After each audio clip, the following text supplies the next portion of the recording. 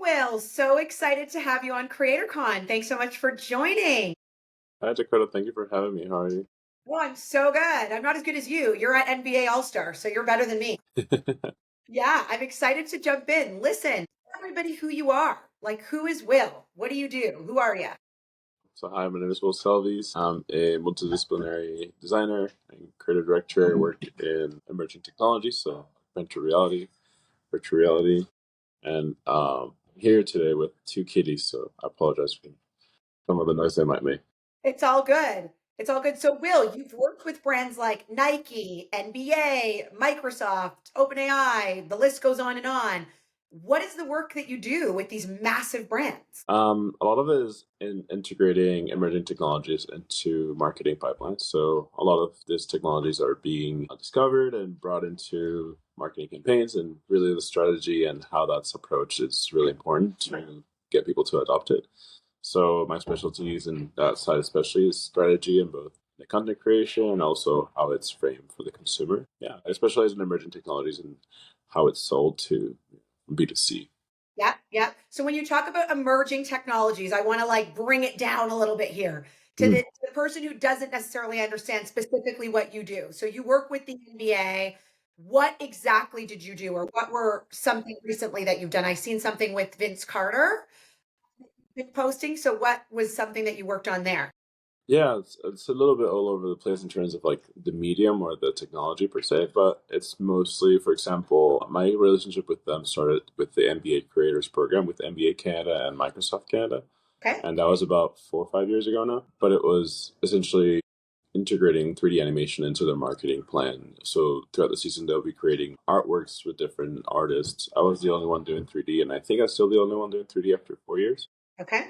But it's, they saw a lot of performance boost on their content using emerging technologies. After that, I worked with USBA, so the national team for the Olympics. So that was with NBA US and Microsoft US. And most recently, like you mentioned, I was working with the Raptors as well as Bell Media. Yeah, so working on a campaign with Vince Carter. That was actually using augmented reality, and it's getting people to recreate his dunk in Okay. in Canada. Yeah, so it's a really cool experience. People should try it.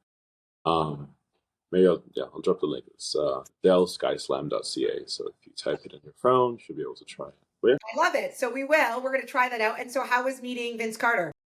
it was amazing. Such a humble, amazing guy. Very, very caring. Very diligent. Like it was honestly one of the smoothest shoots I've ever been on. Yeah, that's really great.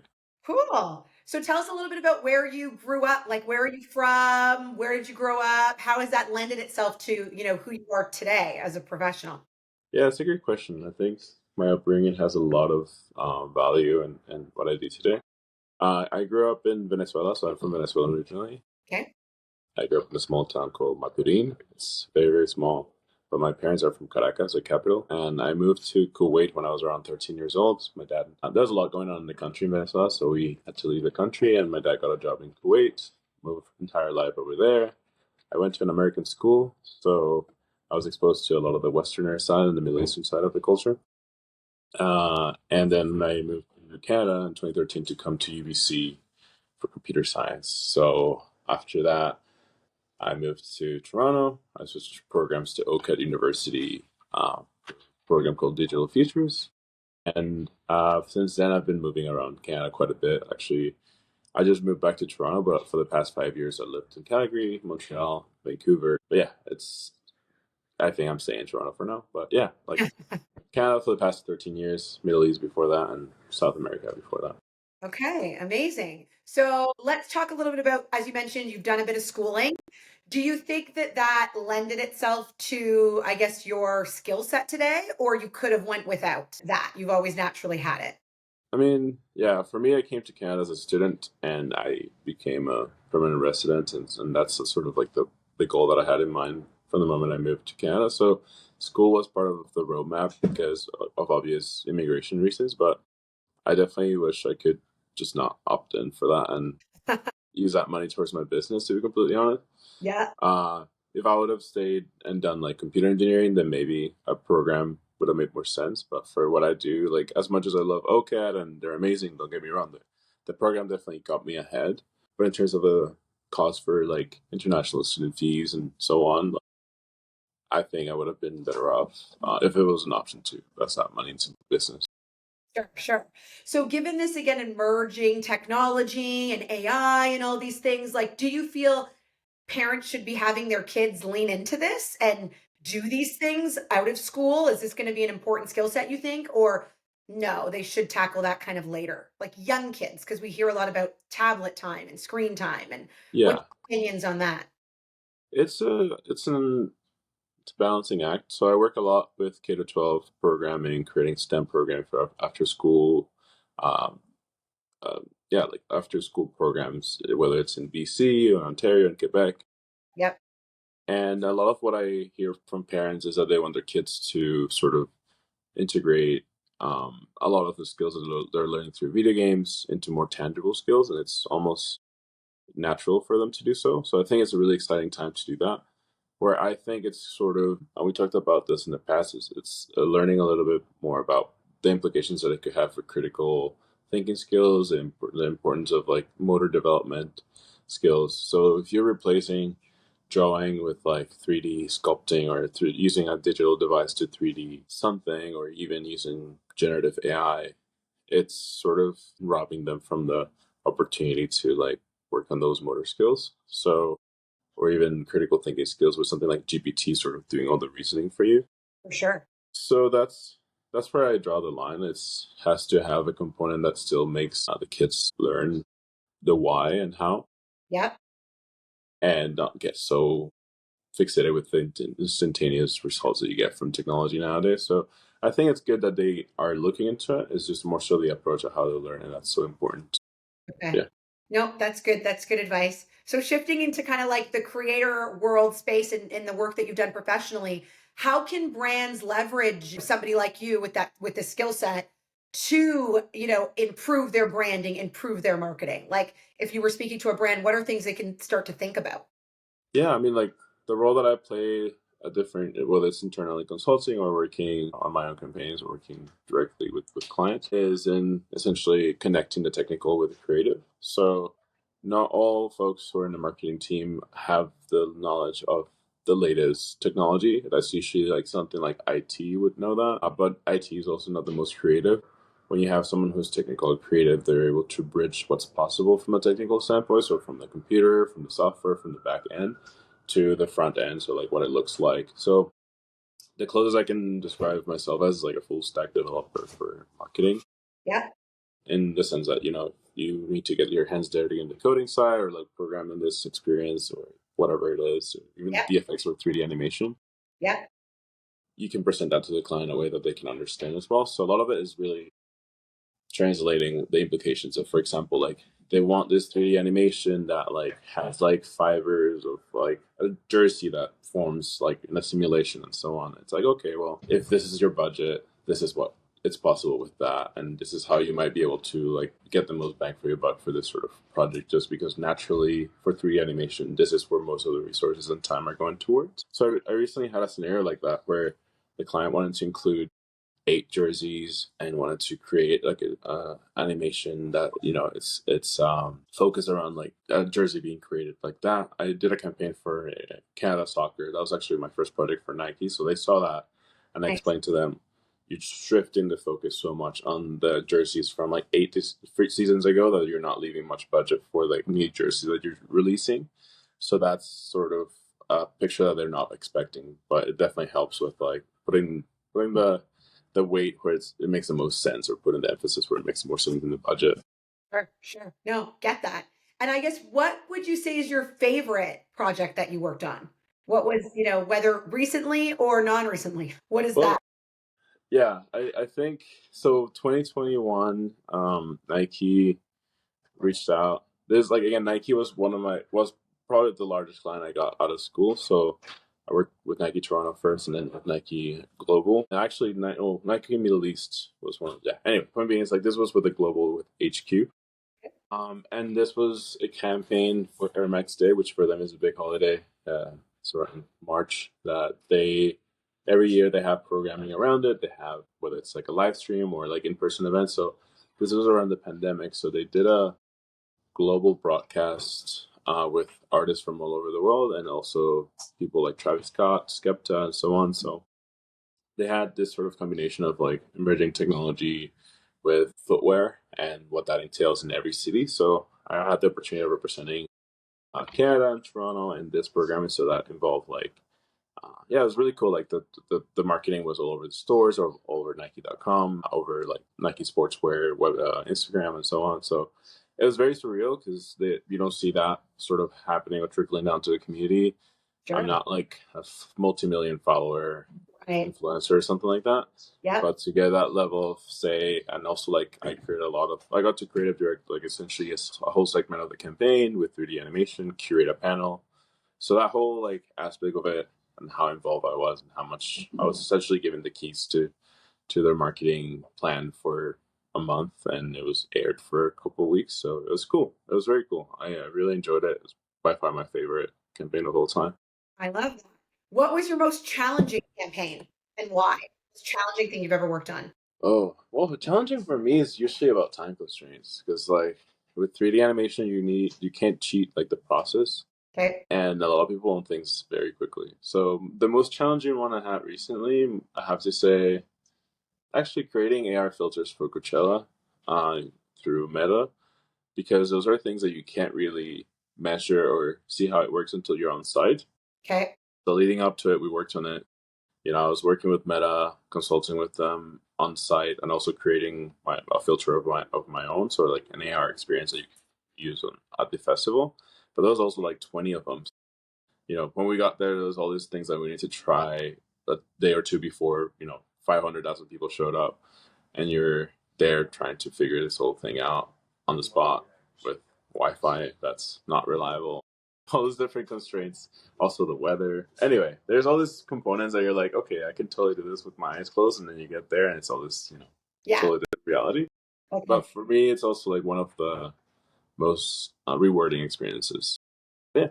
Nice, nice. Okay, cool. I think, we've seen so much shift in the marketing space, obviously leveraging emerging technologies. A lot of people are talking about AI.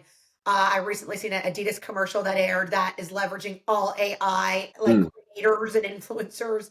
Is AI going to take over our space, do you think? Yeah, I mean, it's yes, a shorthand answer, but it's more so like the tools that we leverage to be more efficient. Like I don't see a world where we are no longer employed because we AI took the job.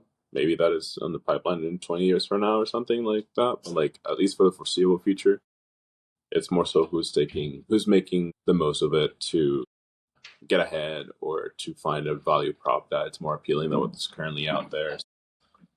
If you're using it more so to like create what's already out there, but more efficiently and under a shorter time constraint, then I think that's a great value prop.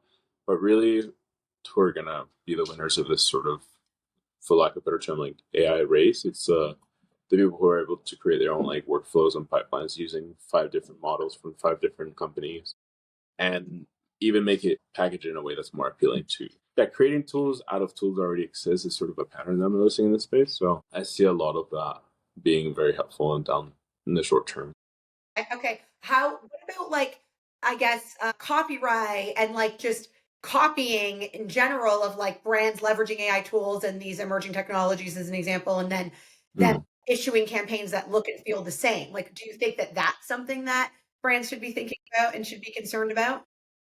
Yeah, I mean, absolutely. There's a lot going on in the space, especially in the US, in terms of laws, in Europe as well. Has a lot of laws around AI that are for the better, especially for defending like people who might have had their work ripped off by AI or something. There's a lot to that we're uncovering as we go. But for brands, the best practice is to not heavily rely on, at least from my experience, to use it more so for the ideation process, to find ways to fill gaps that maybe time constraints and so on. So, for example, like if you're transitioning from one shot to another and you need like 1 second to glue it together, AI is a great resource for that. This is a very small example. I wouldn't, unless you're training your own model and you have millions of dollars invested into this tool and a partner you trust with the data set that they used, I wouldn't put too many eggs in one basket and heavily rely on generating an entire campaign using AI. There are models are more ethical than others. So, for example, like Adobe Firefly right now is launching their own model. They just launched it a couple of days ago, and it's very exciting because you're seeing a company that is training it with data that's um, consented by artists to train it on. Okay. So that tells the company, okay, whatever I create with this is actually going to be more copyright wise. I'll be in the safe zone. But yeah, like that's my take on it. I think right now it's a good time to use it more for the creative and the productivity around it Yep. until the dust settles a little bit more on the legal. And I'm not saying don't use it at all in the campaign. Just like make sure again you read the small print of the service that you're paying for. Yeah. Yeah, exactly. So what advice do you have, I guess, for young creatives that want to do something similar like you, right? Want to be in the space and work Hmm. with these big brands. What advice do you have for them? My background is in concert photography, so when I was taking photos of like artists and I was touring with them, one approach that I always had is like if I see a lot of photographers in one area, I'll probably not try to be in that same area because otherwise the shots end up looking a lot like theirs, even if you're using a different lens or whatever. Yep. Sometimes you do need to take a couple shots from that area, but point being is you don't have to be a contrarian, but if you see, don't be scared of going against the grain. If is what I'm trying to say. Um, I find that if that can be again, that's my advice. It's a little bit of a double edged sword because as soon as like one thing becomes very popular, like 3D animation, I inherently feel a tendency to move on to the next thing. When like in reality, that's when it's being discovered by the mass appeal. So you are actually at the forefront of that. So you should stick around to, rip the fruits of that. But all that to say, yeah, stagnancy can be challenging. So have that balance. Like just train your gut to like know when you've spent too much time in one field or one area, and don't be afraid to move on to the next thing when it feels like it's time to move on to that. So, for example, like augmented reality is not having the hottest time right now with Meta shutting down some of the AR platforms for social and TikTok possibly getting banned in the US. So a lot of AR programmers are now moving into Gen AI.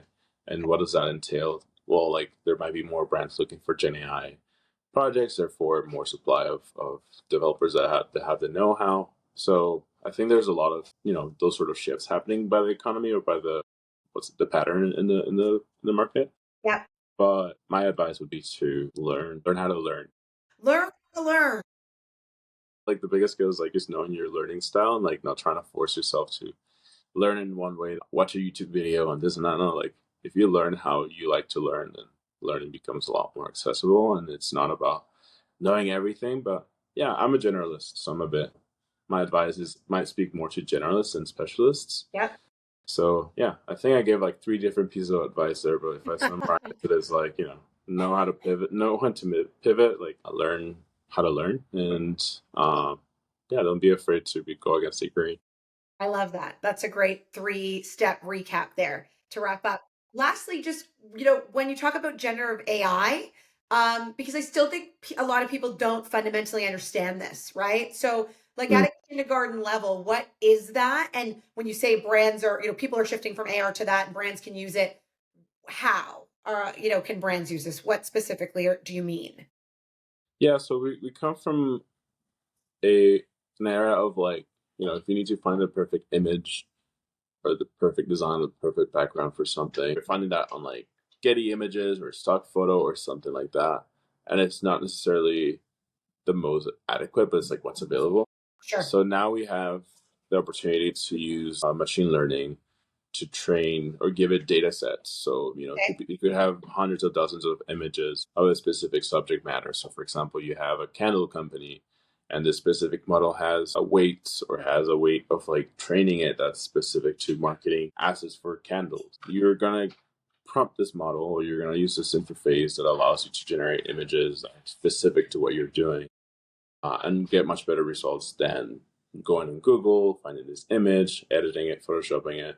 And again, this trickles down to so many ways of the parts of the process, not just like finding the image, but also being able to output that image into a 3D model, using that 3D model to then create an animation, using Got that animation to market it. So like it just, yeah, I think it adds improvements in such different areas of the pipeline that the time that you spend looking for that right image is now being conceived. It's a communication tool between your brain and the computer. it. That's the best way to put it. Where now, if you really have this strong vision about what you want, you can verbally describe it, and this uh, model can output images that look or videos that look resemble it much closer. Makes sense. Ideally, it's trained on ethical data sets, so that like we're talking about legal things. That's totally what you're looking for. But from a technical standpoint, where it's exciting that we're already at a time where that's possible, right? Like that's Yeah. around the time. Yeah.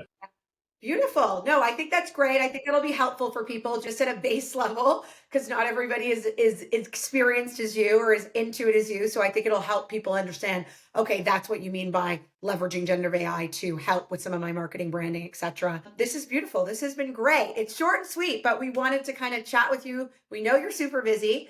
Have the best time, obviously, at the big all-star weekend that we're all jealous of not being at. And thanks so much for taking the time. Thank you for having me.